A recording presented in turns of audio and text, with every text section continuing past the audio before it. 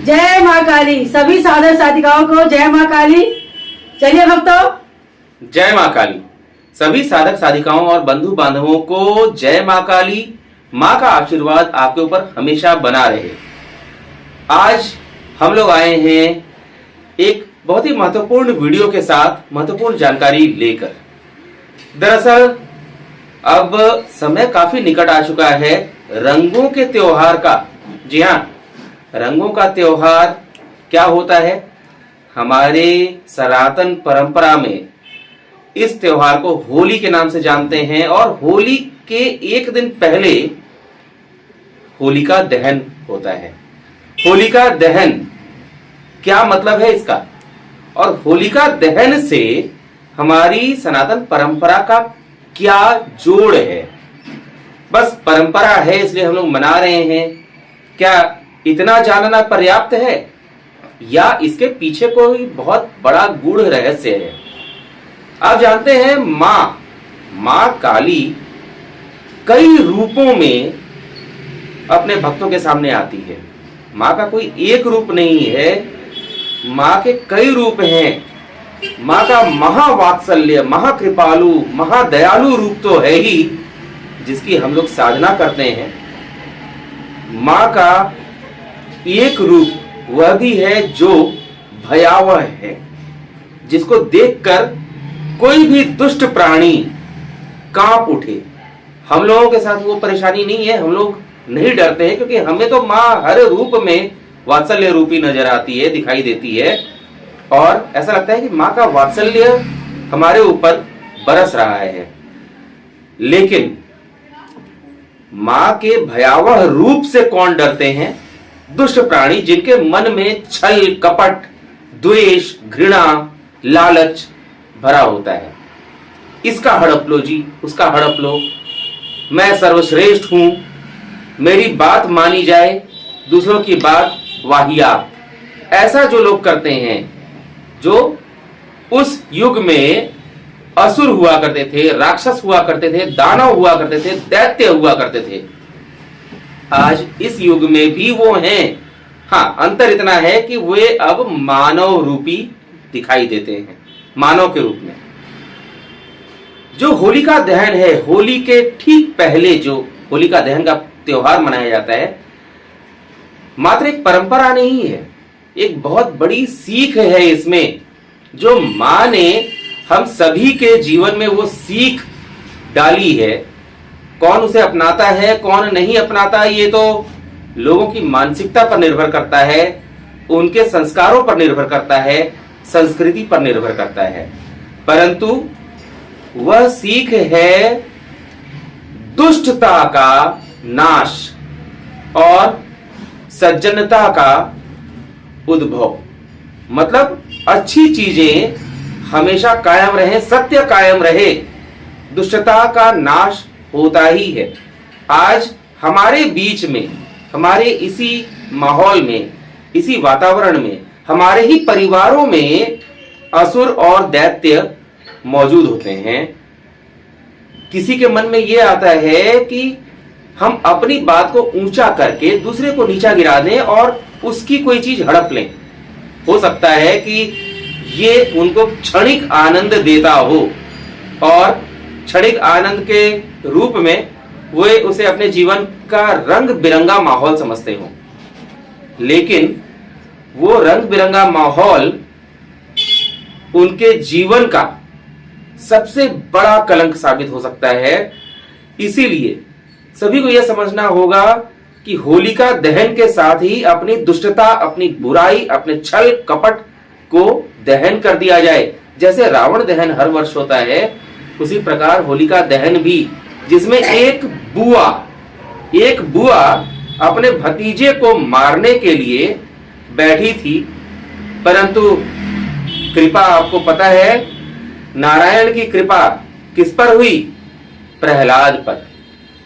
भक्त को नारायण ने बचाया और उसकी बुआ, जो आसुरी प्रवृत्ति की थी, जो सब कुछ हड़पना चाहती थी, उसका क्या हुआ? विनाश। तो ये तो बुआ की बात थी, परंतु ये बुआ की बात नहीं है। वो स्त्री रूप भी हो सकता है, पुरुष रूप भी हो सकता है, लेकिन सोच जो है हृदय के अंदर जो व्याप्त है वो दानवी प्रवृत्ति है। उस दानवी प्रवृत्ति को नष्ट करके ही अगले दिन रंगों का त्योहार मनाया जाना चाहिए। और ये वर्ष में एक बार नहीं, अपितु हर दिन अपने हृदय में यही मानकर चलना होगा कि अपने अंदर से उठते हुए लोभ को, लालच को नष्ट करना है। हर दिन होलिका दहन होना चाहिए अपने मन मस्तिष्क में, दोनों जगह का तालमेल बिठाकर। कभी खुद को इस तरह से नहीं सोचना चाहिए कि हमने जो कह दिया वो सब कुछ है। इतना जान लीजिए, आज भी आसुरी शक्तियां व्याप्त हैं संसार में। बहुत सारे लोग मां की साधना के नाम पर, मां काली की साधना के नाम पर आसुरी शक्तियों को अपने वश में कर लेते हैं। उसके माध्यम से किसी के ऊपर कोई तंत्र, किसी के ऊपर मारण मंत्र, किसी के ऊपर स्तंभन क्रिया, किसी के ऊपर कुछ कई तरह की अला बला डाल देते हैं सिर्फ थोड़े से धन के लालच में। लेकिन वो धन तो उन्होंने कमा लिया, उनका अंत कितना भयावह होगा ये वो खुद ही नहीं समझ पाते। कई लोगों को ये लगता है कि जन्म तो हमने जी लिया, इस जन्म में बहुत धन कमा लिया, गलत कर लिया, सही कर लिया, कुछ भी कर लिया, परंतु धन तो आ गया, शरीर को तो सुख मिल गया। परंतु अब इतना जान लीजिए, हमने स्वयं देखा है, अब उनके पास भी, मतलब मां के पास अथवा महापिता भोले बाबा के पास, या जिन भी देवी देवताओं की आप पूजा करते हैं, उनके पास अब हिसाब किताब करने के लिए एक लंबा समय नहीं बचा रह गया है। हमने कई लोगों को देखा है इस जन्म में जिन्होंने लोगों के साथ गलत किया, उन्हें इसी जन्म में, बहुत सारे लोगों को इसी जन्म में उसे भोग कर जाना पड़ा। इतनी बुरी गत हुई है, इतनी बुरी गत हुई है, कोई पड़ा रह गया तो पड़ा रह गया, हिल तक नहीं सकता, कुछ कर नहीं सकता। कोई शरीर में तरह तरह की बीमारियों के साथ जी रहा है, गंभीर बीमारियों के साथ जी रहा है। किसी का पैर बेकार हो गया, किसी का हाथ बेकार हो गया। और ये सब ऐसा नहीं है कि ये अचानक हो गया, किस्मत की बात थी, ये सब उनके कर्मों का फल है। कई लोग ऐसे हैं जिन्होंने पूर्व जन्म में कुछ ऐसा कार्य तो अवश्य किया, 84 लाख योनियां किसी तरह पार कर ली और इस जन्म में मानव रूप में आ गए, परंतु उनके अंदर वही लोभ, लालच, छल, कपट, खुद को बेचारा साबित करके दूसरे को नष्ट करना, अपने आप को सर्वोत्तम साबित करना। दूसरा कोई कितना भी सच्चा हो, सच को साबित करने के लिए कहना, लेकिन झूठ तो ऐसी चीज है कि जिसको साबित करने की आवश्यकता ही नहीं होती। खुद को ऐसा बेचारा बना देना और उन लोगों को अपने वश में कर लेना जो उन पर जान छिड़कते हैं। ऐसे लोग किस्मत की मार नहीं झेलते, वो अपने कर्मों की मार झेलते हैं। और उनका इसी जन्म में, देखिए, बैतरनी तो पार करना ही पड़ता है। जो सत्कर्म पर चलते हैं, निश्चल होते हैं, निष्कपट होते हैं, सच्चे मार्ग पर चलते हैं, मां के बताए मार्ग पर चलते हैं, वो बैतरनी पार करने के लिए कष्ट नहीं भोगते, बल्कि मां तो उन्हें अपने हाथों से अपने लोक में ले जाती है। उन्हें पाशों में जकड़कर बैतरनी नदी में डूबना उतराना नहीं होता, ना ही कोई नरक भोगना पड़ता है। परंतु जिन लोगों ने ऐसा किया है, किसी के साथ भी छल कपट किया, अपने लाभ के लिए, स्वयं को अच्छा साबित करने के लिए किसी के जीवन का नाश कर दिया। मान लीजिए कोई व्यक्ति किसी व्यवसाय में आगे बढ़ रहा है, उस पर कुदृष्टि डालकर, स्तंभन क्रिया करके उसको नष्ट कर दिया। ऐसा नहीं है कि अब उसे मरने के बाद ही, देह त्याग करने के बाद ही उसका फल भुगतना होगा। अब तो ईश्वर भी बहुत जल्दी उसका निर्णय करते हैं और इसी जन्म में, अधिकांश लोगों को इसी जन्म में उसका भोग करना पड़ता है। और ये भोग कितना कष्टकारी हो सकता है। जीते जी बैतरनी पार करना, आप ये समझ लीजिए, जीते जी देह त्याग करने के बाद तो बैतरनी पार करना ही है। बैतरनी पार होगा कि नहीं होगा वो तो आने वाले समय में देह त्याग करने के बाद पता चलेगा। आमतौर पे ऐसे लोगों का बैतरनी पार करना आसान नहीं होता, उसी में डूबना उतरना होता है। परंतु वहां तक पहुंचने के पहले, इसी जन्म में देह त्याग करने के पहले उन्हें जो भोगना पड़ता है वो शायद इसकी कल्पना नहीं कर सकते। अभी तो किसी का हड़प लेने में, किसी को नष्ट कर देने में उन्हें बहुत आनंद आता है, किसी को किसी की नजरों से गिरा देने में और स्वयं को उत्तम साबित कर देने में उन्हें बहुत वाहवाही नजर आती है। परंतु इसी जन्म के उत्तरार्ध में देह त्यागने से पहले अपने ही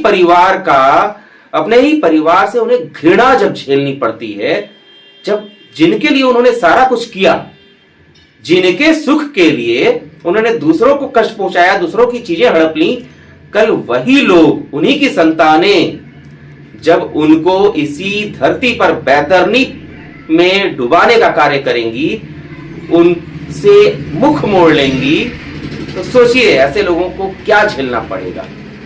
और ये होता है। इसीलिए होली आ रही है, होली का त्योहार रंगों का त्योहार है, लेकिन उससे एक दिन पहले होलिका दहन जो आता है, उस पर्व की सीख समझना आवश्यक है। बैतरनी, अगर जीते जी बैतरनी नहीं भोगना है तो कम से कम अब इसी क्षण से स्वयं को सत्कर्म पे लाया जाए, सही मार्ग पर लाया जाए।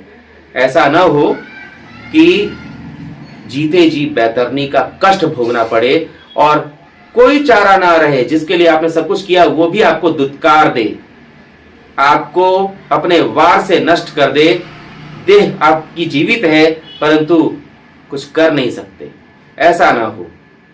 होलिका दहन के दिन अपने अंदर की सारी बुराइयों को नष्ट कीजिए। और जिनके साथ आपने ऐसा किया है या करवाया है, हो सकता है कि स्वयं आपने ना किया हो, आपने किसी से करवाया है, जिनके साथ भी ऐसा करवाया है उससे सच्चे हृदय से क्षमा मांगकर जो भी क्रिया आपने की है उसको समाप्त कीजिए। नहीं तो यही क्रिया आपके ऊपर आने वाले समय में आ सकती है, पलट सकती है, कुछ भी हो सकता है। इसलिए होलिका दहन को मात्र एक पर्व और परंपरा समझकर परंपरा की तरह निभा लेने का मत सोचिए। यह जानिए कि रंगों का त्योहार तभी आ सकता है जब आपके अंदर की दुष्टता, आपके अंदर का छल कपट, बुराई होलिका की अग्नि में भस्म होगी, तभी रंगों का जीवन है आपके लिए। और यही है मां काली की सीख। किसी का बुरा करोगे तो कभी भला नहीं होगा। शुरू में बहुत अच्छा लग सकता है, लेकिन आने वाला समय इतना भयावह होगा जिसकी कल्पना नहीं कर सकते। उसका क्षण भर की कल्पना भी करोगे तो रूह कांप जाएगी। बैतरनी इसी जीवन में भोगना पड़ेगा। तो होलिका दहन को परंपरा के अनुसार नहीं, अपनी दुष्टता को नष्ट करने के अनुसार मनाइए और बहुत अच्छे तरीके से रंगों के त्योहार को अपने जीवन में भरने का प्रयास कीजिए। तो आज के इस वीडियो में होलिका विशेष में, होली विशेष में अभी फिलहाल इतना ही। मिलते हैं नए वीडियो में मां के नए संदेश के साथ। जय मां काली। जय मां काली।